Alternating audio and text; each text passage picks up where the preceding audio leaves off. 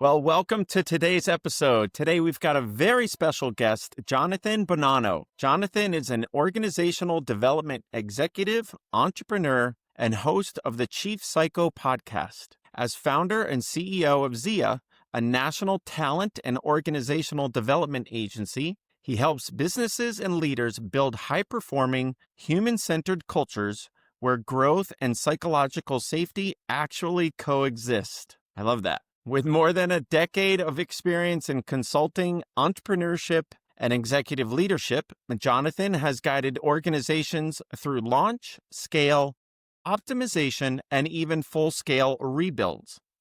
His work blends psychodynamic principles, organizational psychology, and blunt, no-nonsense execution, bridging the gap between vision and reality. And so beyond Zia, he serves as a fractional executive and strategic partner to leaders in healthcare, technology, and beyond, driving alignment, succession strategy, and sustainable growth. He's also co-created the Psycho X Insighto Experience, a retreat and coaching platform for servant leaders committed to meaningful impact. His mission is simple: call things what they are, align action with values, and help leaders build legacies that outlast their titles. Welcome, Jonathan. Hello. Thanks for having me, Mark. Excited to be here. Yeah, absolutely. And for those of you just joining the podcast, we at Strativa AI help businesses scale their revenue over 12 months using AI. So if you want to learn how to take your business to the next level,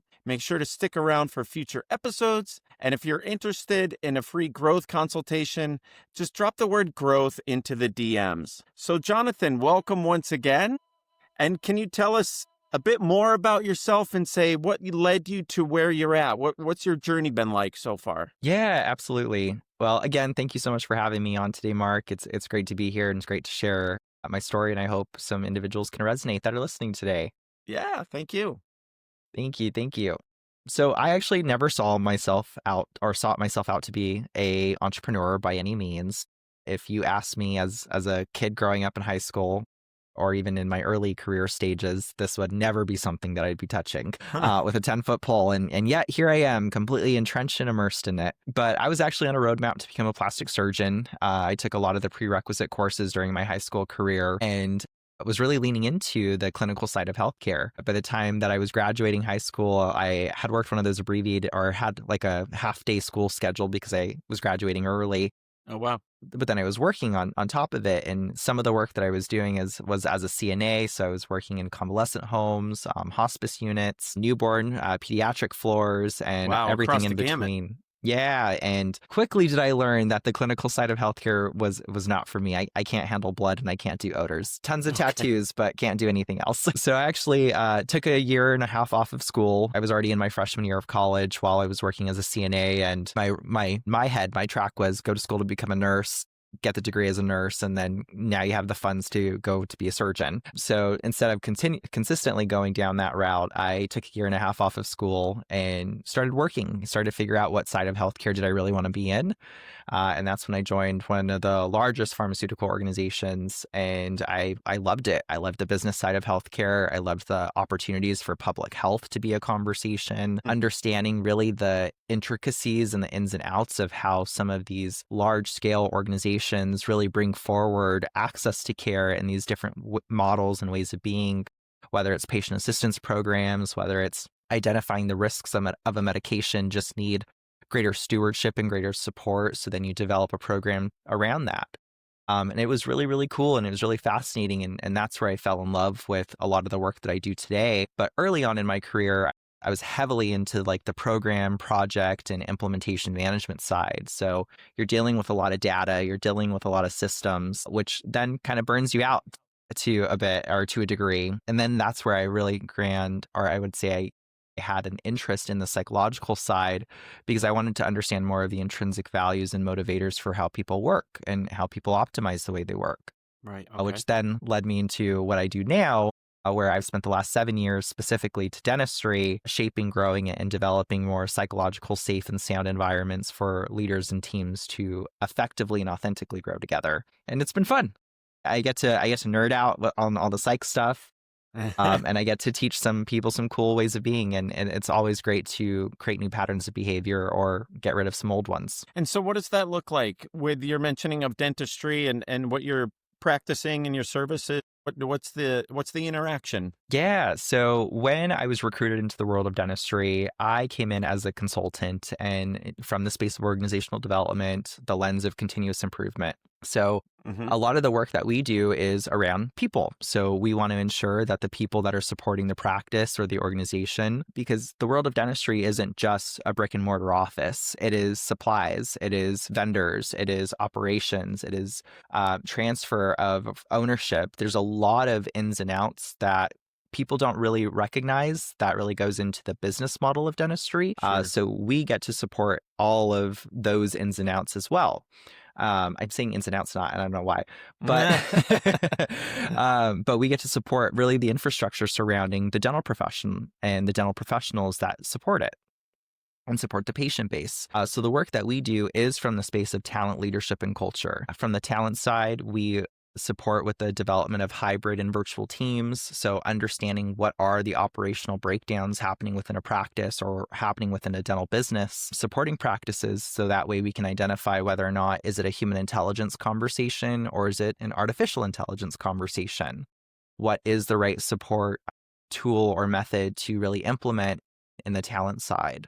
In our leadership arm, we have what we call Xeiversity, which is our entire education and development platform, where what my director of development teaches how to modernize your approaches to leadership and support the generational differences of today's workplace. So really equipping with individuals not only the tools to be an effective and authentic leader, but also the tools to lead more effectively in today's ever-changing workplace and ever-changing dynamic of talent. And then the last area is the culture component. So great, you have the people, great, you're now an effective leader. How do you really put that theory or application into the workplace? Mm-hmm. That's where we come into the conscious coaching side. So we actually go in and support more of our teams, more of our clients with that one-on-one relationship building, one-on-one development as well. I am an industrial organizational psychologist, so my background is heavily suited inside of how we improve and optimize workplace performance and behavior.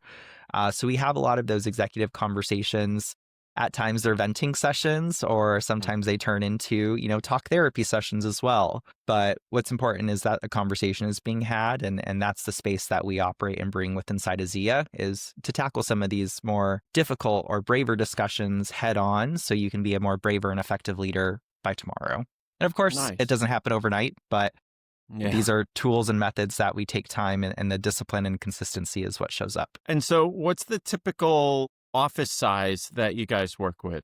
If it is a single practice, meaning they only have one location, they're typically having 19 to 25 operatories. So it's a one location, but it's like a mega practice, meaning they can see a lot of people. But we also work with groups. A lot of the groups that we support are of 10 plus locations. So we're working within the offices sizes that are in that growth stage. The emerging group space within dentistry is usually the sweet spot of 3 to 8. So we usually are working with those types of practice offerings where they're in those growth stages where they're either trying to emulate and systemize and replicate their way of being or their value system or their culture between the different locations. Mm-hmm. So we help really well inside of those conversations because growth and scalability is on the forefront. So change, innovation, strategy is a lot of the conversations that we get to sit in and sit with. That helps yield the type of discussions that we bring forward because we want to be seen as a talent partner, not just another consultant and vendor you bring in. We're here to actually sit down and understand, what is going to be the best opportunity as you're now going and purchasing practice 11. How do we then staff? How do we then bring in the technology? How do we then bring in the equipment for this location? Is it a scratch start or did we purchase it from somebody else? So a lot of those constructs also come into play with our conversations, but that's definitely our sweet spot. We work with a lot of corporations as well, where they're upwards of 50 plus locations. But at that point, we're not really working with the practice level discussions. We're working more amongst the executive leadership team and how they're operating more as a team. So that way they can support now their locations that they're just popping up everywhere. Right. Yeah. And so I assume, correct me if I'm wrong, but Are most of the offices that are expanding either on that smaller side, the 3 to the 8 or whatever, and then the versus like the 10 plus the bigger, or do they still tend to be kind of regional, like fairly local or? 3 to 8 group is definitely more local and regional based. Yeah. When they start going like the 50 plus or 25 plus locations, it can depend.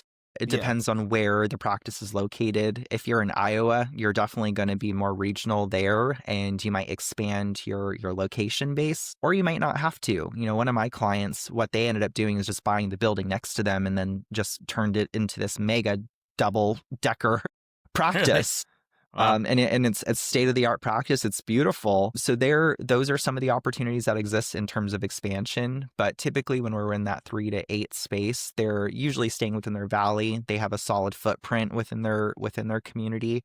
Mm-hmm. Many of the clients that we do support in, like, say, for the state of Arizona, I have one that has 17 locations. I have another client that has 11 locations. And those are just some of the top heavier ones that have just been constantly growing and building and adding location year after year. But what we find is if you're not really an entrepreneurial based provider, you're not really in those conversations to begin with. You're looking for more of that simplicity, the stability state, as opposed to that stagnation fatigue and avoiding it. So then you consistently grow and grow and grow. Right, right. And what about that internal growth?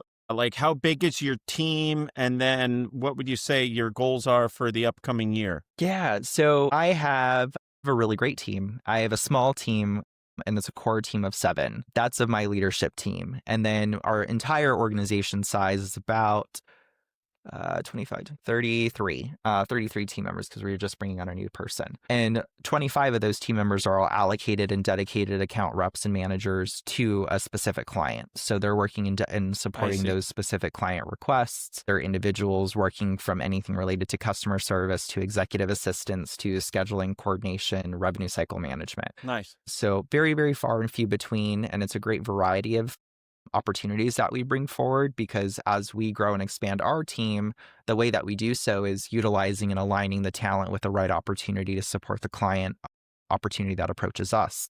Mm-hmm. So that way there is a one-on-one relationship being built. But in terms of our growth, I'm at a weird stage in my career where I am not looking to grow to have an extreme huge team again. I've been there. I've done that. I've had angel investment come through organizations I've supported and built up. I've had teams of 65 plus where I've had 37 team members in 37 states.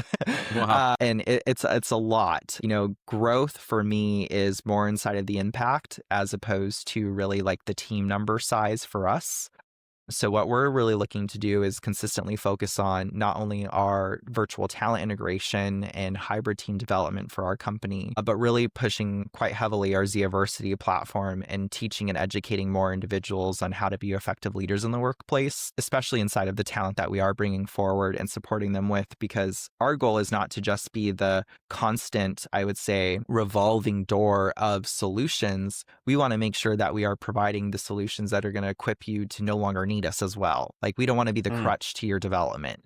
Mm-hmm. We want to be the solution to it, certainly, but we also want to ensure that we're creating self-sustainable individuals that are going to go out and develop themselves and develop the people that we're bringing forward for them too. So those are some of our big growth initiatives. We've been on the road quite heavily for many years, and this is our first year of also taking a step back, of not traveling to so many conferences, not being on the speaking circuit as much, because I am a speaker as well. And nowadays, unless you're paying me, I'm not flying out to a stage. Yeah. So a lot of podcasting, a lot of great things. I would say the next kind of year is just leaning significantly more into the creative elements of our organization, our brand, and having fun with it too. And so Zia University, can you share more about that and what their user experience is? Yeah, so Xeiversity has been something really great that we launched over the summer of this year. Oh, okay, recent. My director of development is a fellow IO psychologist as well, and she leads, and she's the curriculum designer and developer of this entire product. But we offer open and closed cohorts. So we have the opportunity to open a cohort to anybody that's interested in learning how to be a better leader. So we've had speakers, consultants, we've had dental office managers, we've had entrepreneurs join that call. And it's a 10-week program, whether it's open or closed. So that way they have the opportunity to go through each of the learnings. There's a live interactive session with Taylor, my director of development. So you can interact with her, ask questions around the material that's been shared. It's a fully virtual automated program and platform that we've designed and built out. So that way they're getting fed all of the information necessary with certifications at the end of the program too. And what's great about more of the closed cohort offering is this is where we actually get to bring together some executive teams. We have a team wrapping up there. I believe they're on week 7 right now, wrapping up and cracking open each other too, because you get to know each other on a tactical basis in most times. But you don't get to really understand the depth and the layers of who you're really working with. And what's great about this cohort is that we really tap into that. We're really leaning into how we humanize the workplace and really humanize one another and know that, we can tap on each other's shoulder if support is necessary and needed. You just need to have the safe space to bring the conversation forward. And oftentimes what we found inside of our cohort experiences is people don't recognize how safe they are with their own people when they just put some voice and put some language around it. And the moment that really comes to fruition is when people really start sitting into their own skin and realizing that, I'm not alone in how I'm feeling with this thought, or I'm not alone with how I'm feeling with this issue at home. And you get to be more solution oriented amongst each other, and you get to learn more about one another as well. And it's just easier support mechanisms that get created as a result of some of these more vulnerable discussions taking place, because we're not training leaders how to be effective just to be dictators and to be managers. We're teaching them how to be real. Like, people want to resonate with you. People want to understand how I can trust you and how can you show up transparently for me, especially in the generational differences that are in today's workforce. We want to understand the why, not just the what behind what's being asked of us. So how are we creating that sense of belonging? How are we creating that sense of relatability? And it's a really beautiful thing to see, because again, you start cracking these people open. You're like, damn, that's where the opportunity was. And now it's here. And now we get to see it and sit with it. So it's a lot of fun. Education, modernizing the leader, modernizing the workplace. And we have a bunch of not platforms, but additional courses that we have in our pipeline that we're building out to be launching inside of next year's 2026 cohorts as well. Nice. Fantastic. Yeah. And so where would you say is one of the big areas that you've instituted some sort of AI? Is it in the university or is it in internal workflows? What could you share about how you're utilizing AI? Yeah, I'd have to say it is something that we utilize on a daily basis, from ChatGPT prompting and making sure that the job descriptions and ads that we're crafting are articulated well, but to even just the automations that we have set up for the type of engagement and community development that we're creating. We have a really great product and platform that we've been referencing for our community engagement space that has a lot of automated workflows, lots of engagement components, polls, quizzes to really get people communicating and talking without it really feeling like it's a robot. It comes from me or it comes from my other director of operations. So that way you can interact and create a conversation. We utilize a huge level of AI inside of our campaign development for all of our marketing components, which is really, really great too. So all of our A, B, and C testing that we push out, referencing what the reports are actually indicating is really helpful. So that way we can make these improvements too. Let's see, even our ATS platform, which is really helpful too, because it'll go in and correct and spit out some of the job descriptions that we're looking through and some of the ads that we're posting specific for job sourcing. But even in that scenario, we also have another tool that's being referenced for the type of patterns that are going to show up based off the job description or the job role that you're looking for, and how it plots well within the current team dynamics. So that's more like personality and behavioral based assessment and learning that we've built in, which is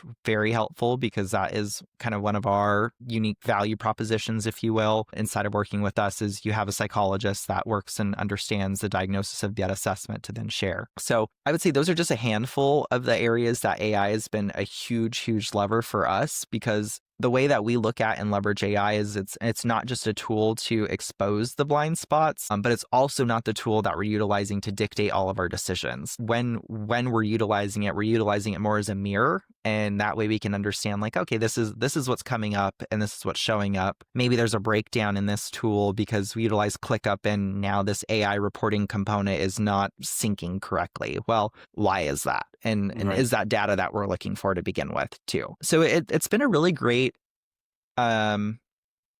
it's been a great mirror. Like that. I like to use that as a frame because it helps us I look like at what that. we're not looking at. Yeah. 100%. It's for me, it's another way of saying the difference between the individuals that use this as a way to use like cognitive offloading. And just Yes. because AI created something for them, like they don't have to get creative and they're Yeah. fine with it. Or on the other side, that it's the creative uploading, it's the cognitive uploading of things, and so you're kind of Yeah. like going to that best version of yourself Yeah. because of the AI. And so I like the mirror though too, right? Where it's like the AI is giving you another way of looking at yourself to kind of up level your game. So I think that's a great approach. Yeah. You mentioned a little bit like in the workflow automations that you guys have, that sometimes you and or your business partner also come back in the loop. And so like how do you balance that? What is the interaction between the human touch and just like the flow of AI that your clients are experiencing? Yeah, definitely. Well, I would say there's always a conversation of human intelligence versus artificial intelligence with us, and especially when we're in the space of talent, because we know that opportunities and jobs are being dismantled, and most of the time it's some of the tasks that, shouldn't have been done by a person to begin with. But for the most part, we are looking at it from AI still needs some form of psychological governance. We need to understand that, just because it is the most efficient thing to reference or utilize today doesn't necessarily mean it's the most ethical or unbiased approach to utilizing it today. That can absolutely be true. So that's really the conversation that we have many of the times with our clients. There's a lot of great tools in dentistry right now that are helping support like diagnosing proper treatments and proper treatment planning, creating more of the cognitive understanding as well for a patient to see and identify, oh, I do have a cavity. There is going to be a need for a root canal, or I have significantly lost my bone in my lower jaw. So now we need to identify what are ways to save my tooth or save the remaining bone structure. Those tools and those equipments and those products are definitely things that we highly recommend and are always going to champion because it's improving the quality of the patient experience most of the time. 100%. But when it comes to like systems and development and tools, there's a lot of different coaches in the dental space that have really leaned into the AI conversation where they're teaching like ChatGPT 101, here's how you do this. When Right. it's great and it's helpful, but AI has been around for so many years. This form of AI is very fresh because it's prompting and consolidating data for us, yes, but there's other things and tools like automations that have been in place, like scheduling coordination, utilizing Calendly as a reference. So those types of tools and products we will still bring forward based off of the experience that they're looking to experience. If it's a practice, it is more products and equipments that are going to help, the clinical side of the conversation. Sure, we'll reference like some other tools like ChatGPT if they're not utilizing it for job description crafting or roles and alignment, or even just ideating on raffles for new patient experiences. Those are things that they can reference and get some ideas on how to just create a better team culture, or patient experience. But when it comes into more of the business owners or businesses and vendors, I would say that's where we get to be a little bit more crafty in understanding what real systems and tools they are utilizing. What type of EOS do they have in place? What type of CMR do they have in place? Are they referencing a PMO? And if so, what? And if so, what? And then who is doing it and who's owning it and who's managing it? So then we look at, okay, what are the best automated tools that might be the best thing to support tracking conversions or identifying leads that are coming in from your marketing ad spend? There's a lot of great tools that are out there. There's so much. Yeah. And it's hard to keep track of. Yeah, they are totally leapfrogging one another as well. Yeah. And it's like there's so many great tools, and I don't know, sometimes I like to think of it like to a carpenter or something, right? Yeah. Like he's got his tool belt and like he's good with it. Like pick that Yeah. nice hammer, maybe graduate at some point to like a newer hammer because it's a little more lightweight and so you don't hurt your wrist over time or something. But like they all get the job done. It's like if you're always Yeah. trying to find the that shiny object, they're all doing a lot of great things. But if you don't learn one well and just use it, Yep. then it doesn't transfer, right? It's like you're not getting deep on whatever it is that you're actually trying to do. Exactly. What's So, the need? What's the outcome that you're chasing? Because yeah, your needs evolve. I've went from Asana to Monday to ClickUp and to Salesforce. Like it's an evolution. yeah, Try them all if you need to. yeah. And it can be. And then there's that spot where it does enough for you. And then at that point, you're able to do more of your thing, whatever your thing is, right? Whatever your Right. role in the dentistry office is, or larger in the, business ownership of the group of the practices or what have you. Yeah. What would you say would be uh, something that you've learned from when you've implemented some sort of an AI or automation workflow, just, basic stuff, that it's led to some challenges? And so where you've gained like some takeaways, some lessons learned about something that you didn't expect to see thanks to the AI. Yeah, I'd have to say it always seems simpler than it is. And I'm a pretty tech savvy Right. guy, and I can set something up very, very quickly. Like I'm very confident in my skills and capabilities. But when something that you think is simple to implement and set up and develop is not, and then you put all this work into, Right. let's say, prompt and automated communications and emails that need to be scheduled, and then for whatever reason it doesn't save, and you have forecasted a whole year's worth of content, Right. it is extremely frustrating. And that is what we recently ran into in the last couple months in implementing our new community platform. Was building out specifically to that. We had that exact scenario come up where my team was developing, designing, feeding it all into it. We were going into the UAT stages to ensure that it was going to work from the user experience. Most of it did, until we realized that none of the scheduled emails, scheduled DMs, and even the little welcome intros were Okay. going to be pushed out. It Hmm. all looked like it was on the back end. Yeah. None of it was activated or turned on to be pushed through. And then we had to go through back and forth with the help desk and get support to get it figured out. But yeah, it was very frustrating because it was set up as, no, just plug and play, copy, paste, do all your stuff here, set your timeline, schedule and release. Click those buttons and it's great. And then didn't happen. So that was probably the most frustrating thing that we most recently come across.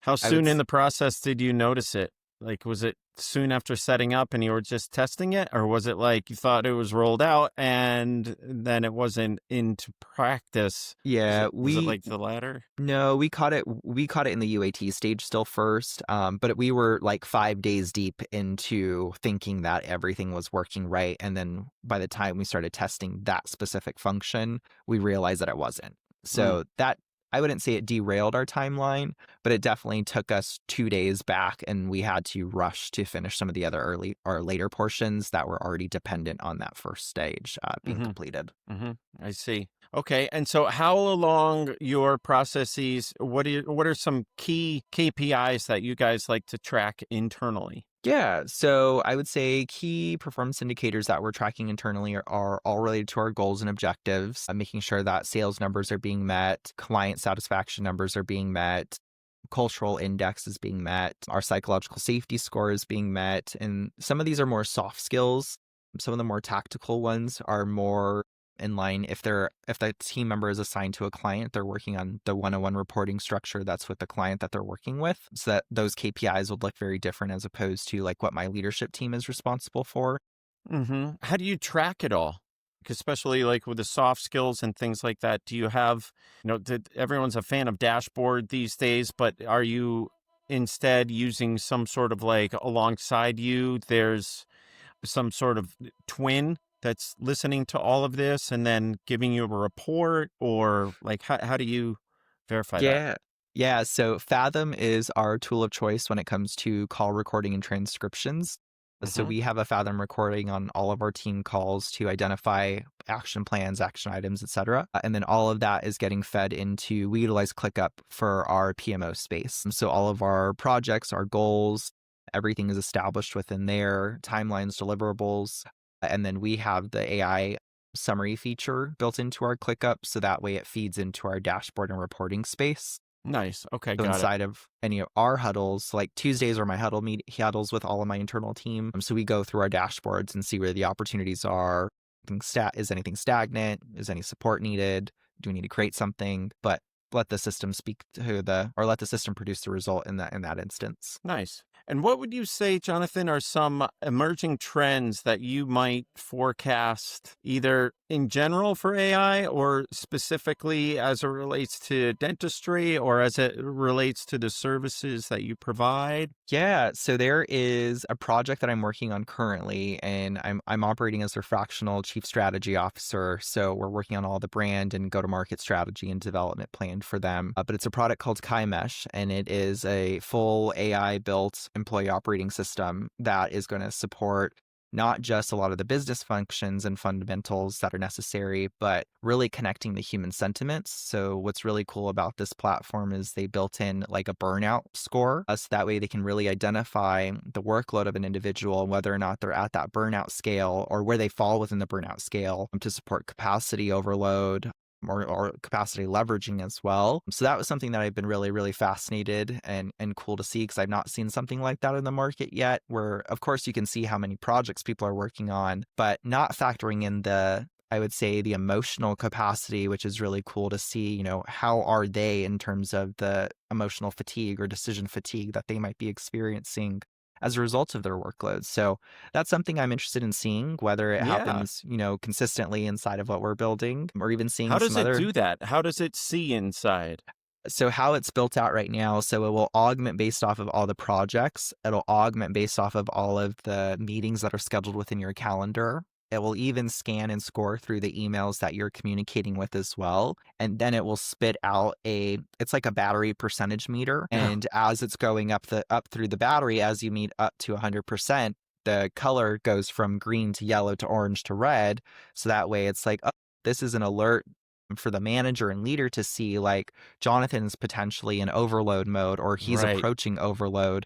Let's step in and see what's out. Exactly. So that's what's really cool to see. And I'm most excited to see that come to life. Yeah, that's exciting. And I like how it ties in, kind of like you were saying before, more of the soft side of things as well. So to really tap into the psyche and the emotions behind the individual to really maintain that humanness so that we're all not just on the hamster wheel. Yeah, because, well, if you think about the AI utilization, if it's automating your life, at least 40% of all of the operational minutia that you deal with, there's still 60% of the human complexity that's needed. So still needing to be empathetic and understanding how empathetic they can be will show up if or not if and how burnt out that person is. Yeah. 100%. So there's the AI that's kind of sitting alongside us right now. I've got another podcast guest. He talked about one that he's implementing called Wingman. And cool. So even like with yours that you're referencing there, I think as you mentioned fractional CTO for them, you're being? CSO, strategy officer. Yeah. Okay, great. And so just like, how do you see the interaction going forward between humans and AI, and as the job roles kind of collaborate, what do you see that experience looking like? I think it's honestly going to help identify the leaders and the contributors that really haven't been doing much, and it's going to really set the bar high between who's been a mediocre player versus who's somebody that's committed and invested in the outcomes. So that's kind of where the angle that I'm looking at it from is it's going to bring to light a lot of opportunities, either with people or within the systems itself. Right. So how they collaborate and how they show up will also be another factor. I'm a strong believer that AI is not going to replace a human, but it will replace the human that's not utilizing it and not taking the time to understand it, because it's our future. It's the day of operating today, and it's only going to get better. Exactly. Today being key. Exactly. So I think there's definitely a lot more opportunities. I think people need to recognize that it's not something to be afraid of. It's something to lean into and just understand. Everybody was afraid of Y2K and thinking that something was diabolical was going to take place, but it was just a new year, new era that we were going into. Yeah. And that's kind of how I look at this is the workforce is changing. We've learned a lot as a result of COVID. Shifts happened in the talent space in a lot of professions. So I think automation and utilization is always going to be a great conversation. It plays a role for humans, and the human intelligence component is where they want it to play, in my honest opinion, is how you choose to adopt it and adapt. Otherwise, you just get left behind and complain. Yeah. The World Economic Forum was talking about how there's definitely going to be some job loss because of AI, but that it's going to be actually a net gain of, employment opportunities and positions and that sort of stuff. And I think it's important for the people that are graduating, college these days or are about to, or even, just recently did, because where a lot of those positions have dried up. And so the importance of just, taking those little steps to embrace it so that they are using that tool effectively to help them, springboard whatever it is, the work that they're creating and doing. And because of that, then we'll kind of collectively, continue to do that up leveling like we were touching on before. Right. And that's always my take on it as well, is just, dip your toe in, like kind of put it in where you can, iterate on things, and then, go from there. Maybe then bring in another type of AI or another workflow or, something next to build on. Always having that human oversight, I think, is so key. Keep the guardrails, everyone says, but also just like you're doing, as the CSO, it's all about having that awareness so that you're able to transform that energy and not get burnt out, and use it for your own mental health, for your own productivity, and then the ripple effects that causes in your business and the community, and wherever your business kind of ripples out to. Right. Yeah, exactly. I think what's really cool about it is AI is either going to amplify it's going to amplify whatever exists today, and you're either going to be happy or sadly disappointed with the results. Right. Yeah. Well, fantastic. Well, Jonathan, this was fantastic. Is there anything that you'd like to add before we kind of, land the plane here? Yeah, my last closing comment or closing thought would be is that we don't need to make AI more human. We just need to make humans more conscious of the AI that they're utilizing. And I think we'll experience a huge change in the dynamic of the conversation too. I love it. And where can people find you online with the work that you're doing and, any reach outs? Yeah. So my handle is @thechiefpsycho on Instagram, and then @talent by Zia for all of our professional work at Zia for coaching talent, all the fun stuff. But that's how you can find me on all the social media channels, Instagram, LinkedIn. I'm Jonathan Bonanno. That's where you can find me and follow along and get psyched to learn with all of us crazy people. And all right. Well, thanks for sharing that. I think it's so interesting what you do, specifically in the dentistry space. And it seems as though you've taken it to another level. And so I applaud you for that. Thank you. It's been fun, and, love teeth, I guess. So you gotta get to deal with it. Right. Well, great meeting you and great chatting with you. Nice. That's great. Yeah, seriously. Awesome. Well, Thanks again, Mark. Great chatting with you. Great meeting with you. I hope you enjoy your Wednesday. You too. Talk soon. Thanks. Bye. Bye-bye.